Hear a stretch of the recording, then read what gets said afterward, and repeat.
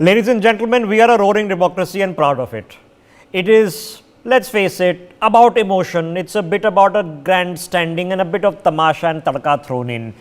And that's what makes us who we are. When we go and watch a cricket match, we like to literally put the klaxons to our lips and shout and scream.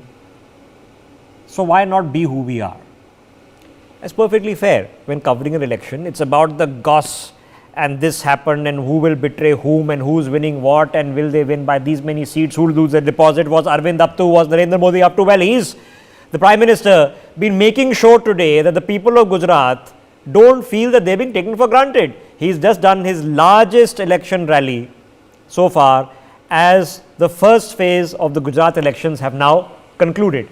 60% has been the voter turnout. That's on par. And we don't know what surprises, if any, are being held.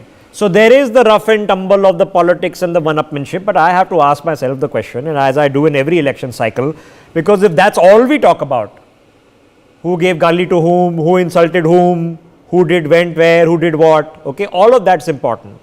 But somewhere in this exists something stupefyingly amazing, which is called vision. Now, I want you to think about a time in this country, we were under a boot heel of the Raj, and somebody came and said, we'll throw out these British without picking up any arms. And how are we going to throw them out? 40,000 British can't run a country of 100 million if the 100 million refuse to cooperate. So that's how we're going to throw them out. It was vision. It seemed impossible. But hey presto, it was achieved. So I am begging you on this important election day, away from the poll coverage that we've already done, even the rallies that are going on, to just close your eyes and open what we in India call the third eye in the center of your forehead, which is the eye of your imagination, of your vision, and to think about what can be done, because you can perceptibly see that a new orbit India is headed to, a new gear has definitely come into focus. Ladies and gentlemen, we've discussed the maritime hub of Gujarat, the solar hub of Gujarat, the defense production hub of Gujarat, because I want you to imagine the day when India becomes a net exporter, a net revenue earner, a net foreign exchange earner from defense production, not spending billions every year and sending them to the Americans, Russians, French and others. Well, something remarkable happened in just the past few weeks. Every device you're watching this on, TV, mobile phone included, my camera, my screen in front of me, my mobile phone, my here computer, mouse, all of these are running on various grades of nanometers of semiconductor chips. You can't make in India if you don't make semiconductor chips. For sure you can assemble in India, which is what we've been doing. But if you don't make the chip, what's the point? And that remarkable change is about to kick off in none other than the place where Narendra Modi, the Prime Minister, is conducting this rally right now in Gujarat. Joining us on the broadcast to have a conversation on the tech hub of Gujarat, we have PVG Menon. He is the former chairman of the Indian Electronics and Semiconductor Association. Dhruvil Shah, Vice President of Technology at Liminal, developing blockchain, is on the broadcast with us.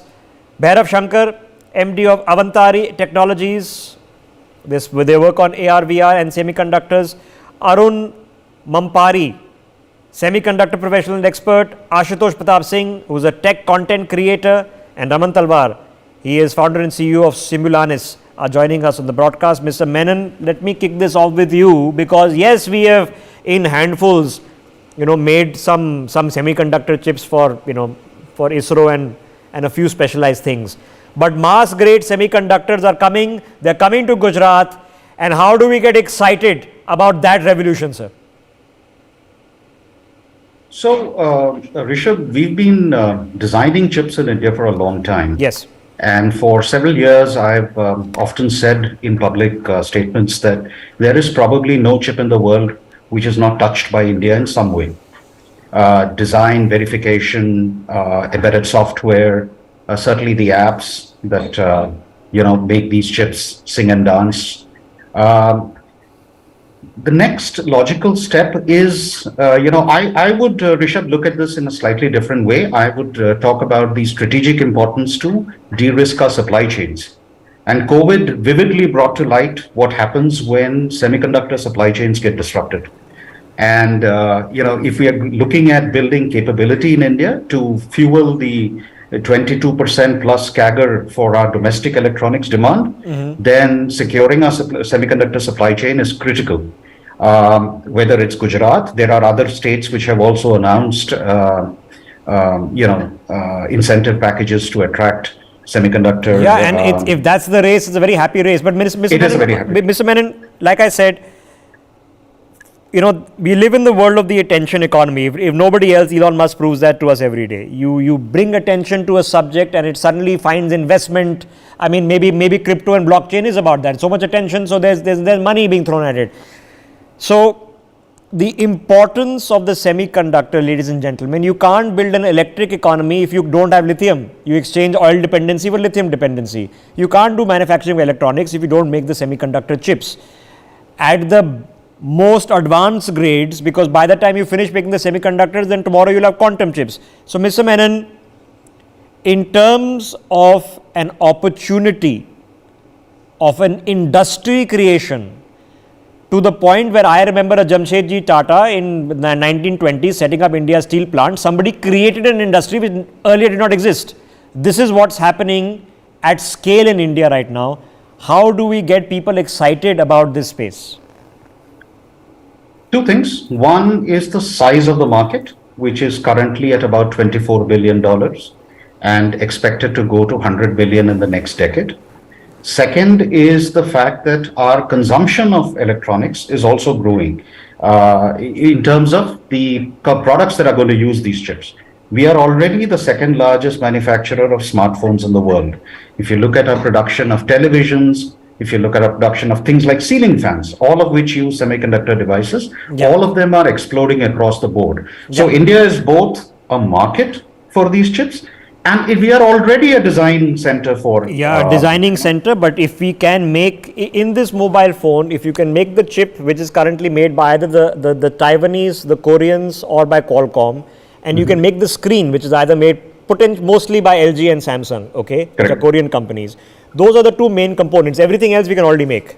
So those are the two things we need to get right, and then we can make this completely here. So the Apple iPhone is not, sort of borrowed from Vietnam and Korea and China and Taiwan and made here. It's a completely different orbit, and that's the conversation of a different orbit I want to have in the tech space. Dhruvil Shah, Gujarat, okay. We don't understand, to be honest, Web3 right now. I don't know what use it is. Nobody's been able to figure out blockchain, and it's crypto winter. But what's the excitement that can be generated around this when we're talking about election cycle? I'm sure you guys are wondering what you're doing here on election day. You're here to inject some vision and positivity. Please, Dhruvil, take it away. Sure, thanks, Rishabh. So, of course, crypto, apart from crypto and blockchain, like Gujarat has been leading in terms of IT development. We have seen the setup of GIDC with having tax cuts for setting up new companies in Gujarat with IFSCs, and we already have a gift city in India with a SEC and gift zones. So we are seeing a lot of people coming into Gujarat, setting up new IT companies and starting new IT ventures. Okay, so are you seeing a fundamental drift? Because, Dhruvil, when people who are not from Gujarat, we think of Gujarat, what do we think? We think Surat diamond trade, okay. We think diaspora hoteliers, okay. We don't think solar hub, maritime hub, defense production hub, IT hub. IT hub, people are obviously going to think Hyderabad, Bengaluru.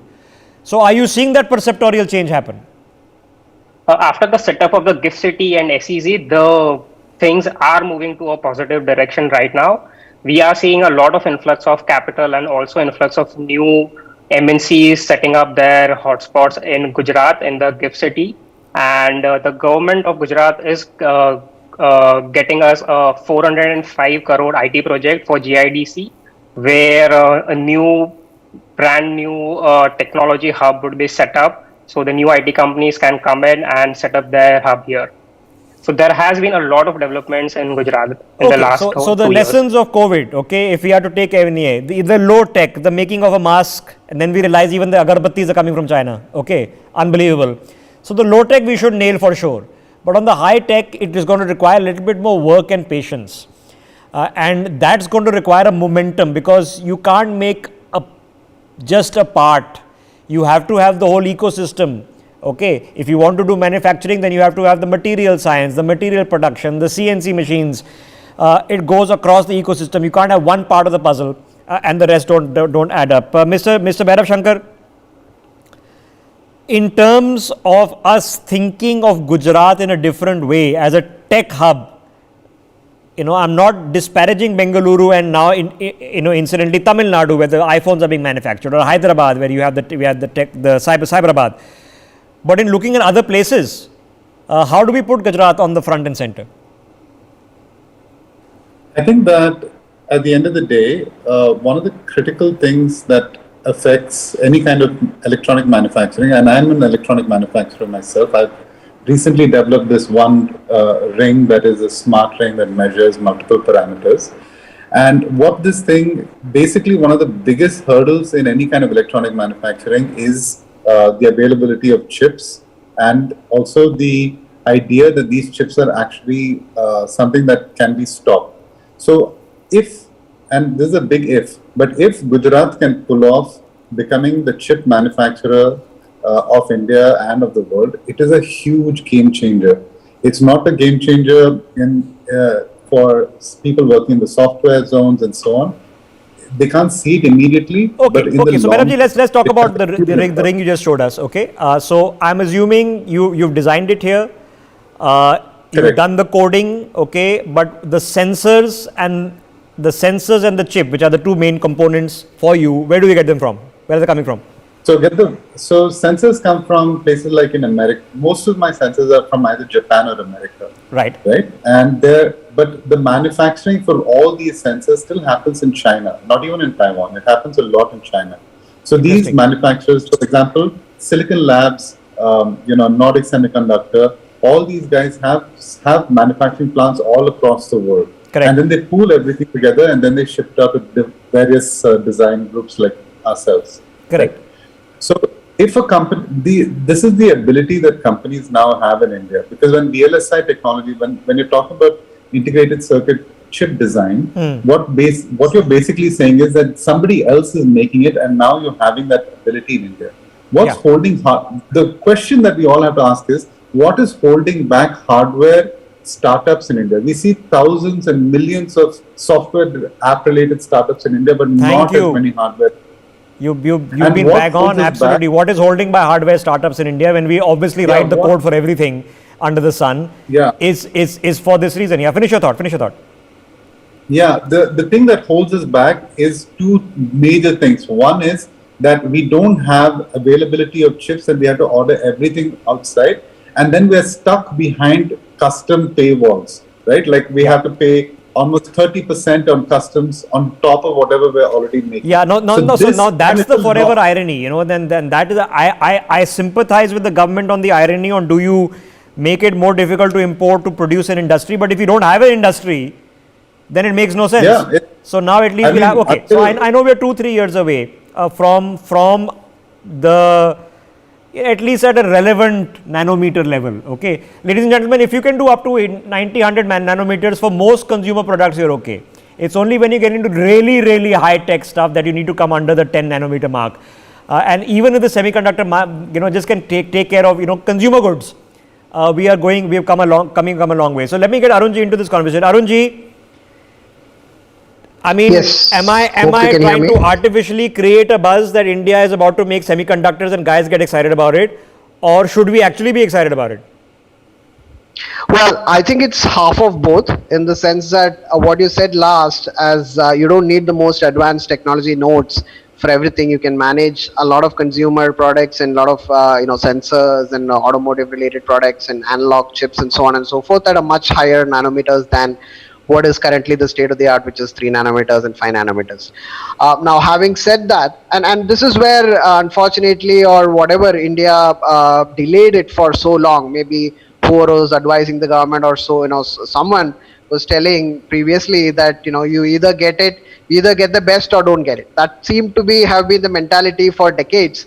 And now the government has finally come to the realization that we don't need to get the most state of the art, but we can get mature node technology. Now, having said that, we are yet to make the final plunge into it. The central government has not yet approved the 3 proposals for silicon fabs, a couple of proposals for compound semiconductor fabs. They are still sitting with MIT. It's probably more than 10 months now, close to 10 months now. So we have to wait, and let's hope that those approvals come soon and the groundbreaking happens. It takes a couple of years to build the fab, another year to equip the fab. No, we are 5 years away. So minimum 3 to minimum 5. But I was 3 to 5 years interviewing away, on exactly. this. I mean, he was with us 2-3 weeks ago. So I can at least tell you that I've been talking about semiconductors here on NewsX for the past 4-5 years. And I've seen the momentum change. There are companies out there and government out there, envoys out there, foreign missions out there who are now all together and wanted to make this happen. So it is going to happen now. It might take a little bit longer, but it's certainly happening. Let me get Ashutosh. Ashutosh, from the other side of things, okay, as an observer and a user of the technology, okay, coming back to the locus in point.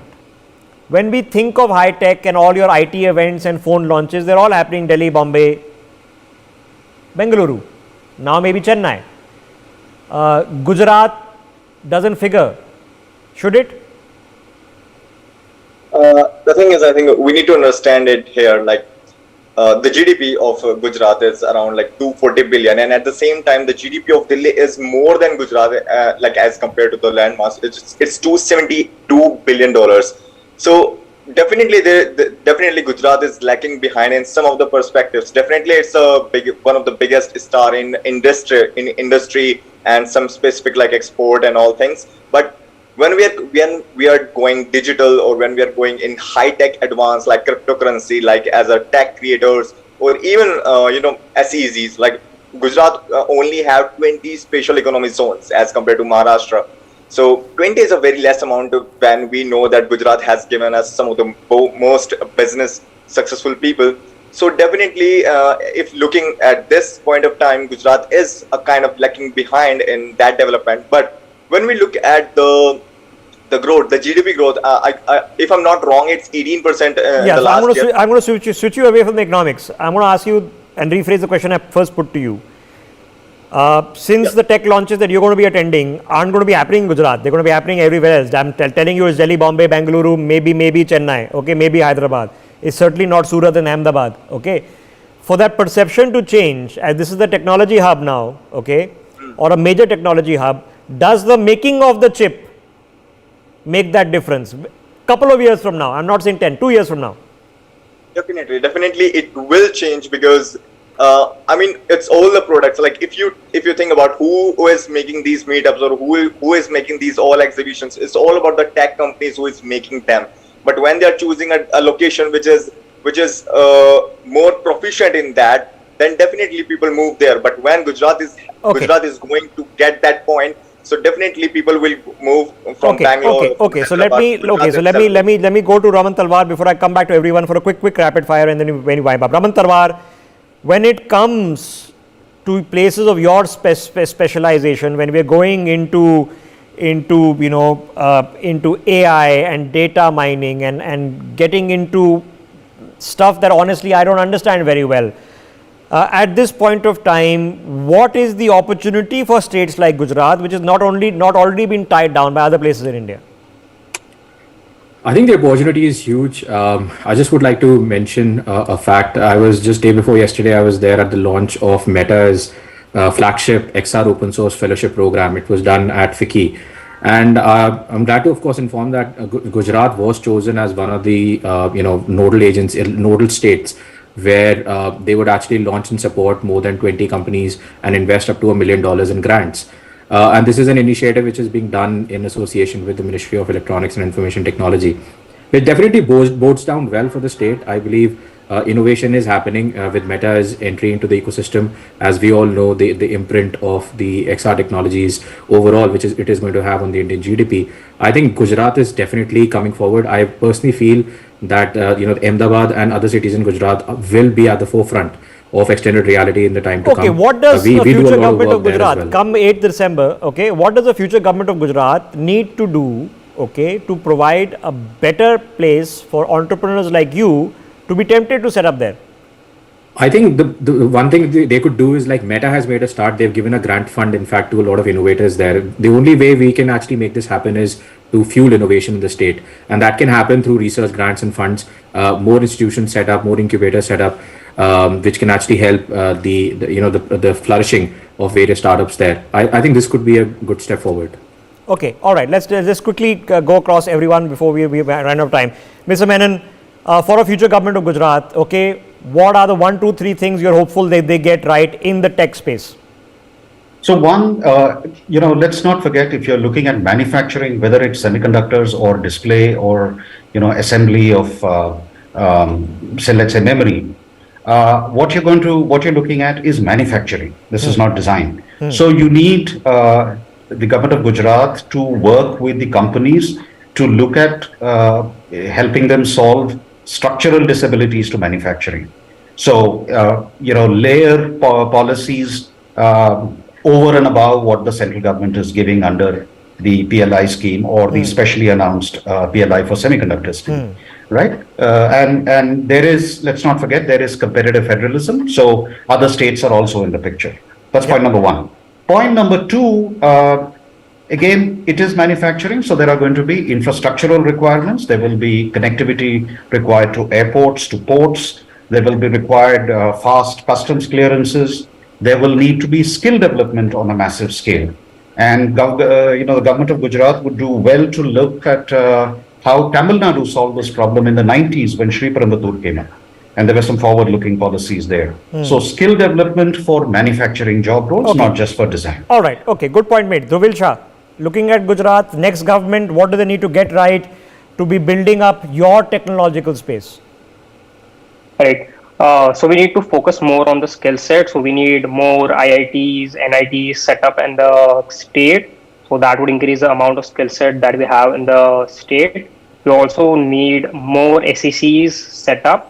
That would help more companies come in for getting the tax benefits. And we would also need to help with the infrastructure development. We need more connectivity with airports. We need more metros inside, so we can have proper connectivity with other states, so people can come in and fly out soon. Okay. Connectivity matters to you in this case. Bhairav Shankar, couple of things that a new government of Gujarat come December the 8th, whichever one, whether the same one is repeating or not, needs to now get done to boost your technological sphere.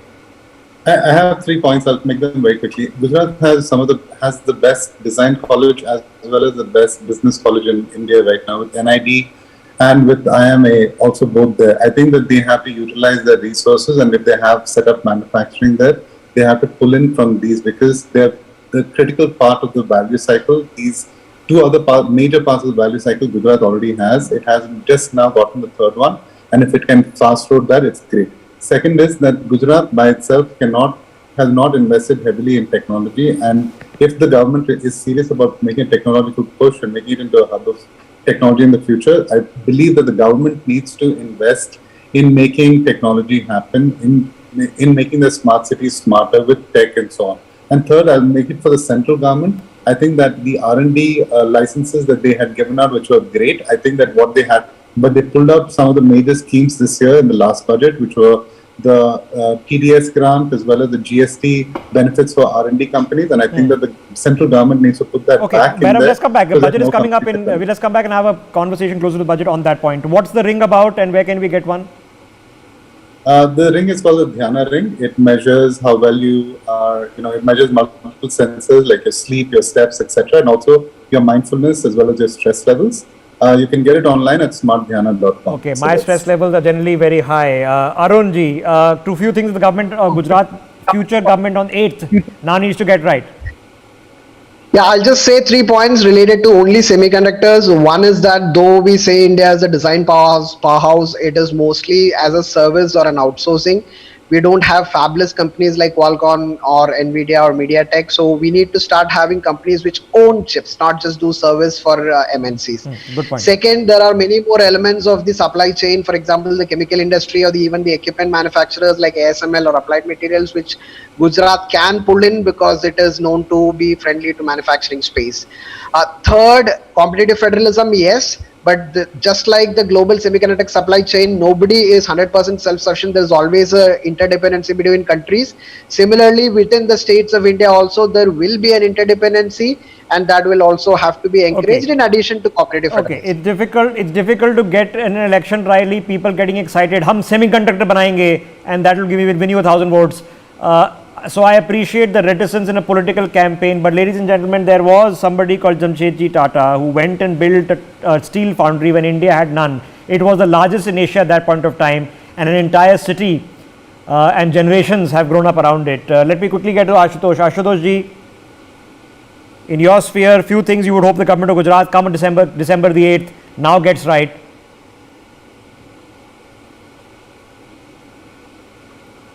Okay, we probably lost Ashutosh. Ramanji, take the last word. Your thoughts on this?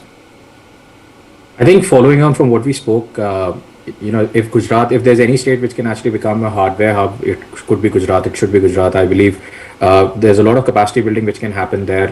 Of course, improvement in the availability of semiconductors could be one. More tech investments, more incubators and accelerators which are focused on the hardware or development, which is essentially XR hardware as well. And a very stronger industry academia connect. Of course, there are great institutions in Gujarat. It is very important to leverage those great institutions and build that connect with industries in a better way. This would be my thought. Okay, focus on the hardware. You heard very unusual guess for an election day of phase 1 in Gujarat, while literally the Prime Minister has been conducting his biggest rally in Ahmedabad. It is, we are not mavericks. Okay, there is hopefully method to the madness. Is to look within to see what is the stuff that we need to get excited about, not just the latest squeal and gossip that comes out of an election rally, which has its own importance in a rolling democracy, and we love the fun and tempo of it. But certainly these conversations need to be had. I'm glad we've had it. Thank you, gentlemen. For more such videos, subscribe to the NewsX YouTube channel, hit the bell icon.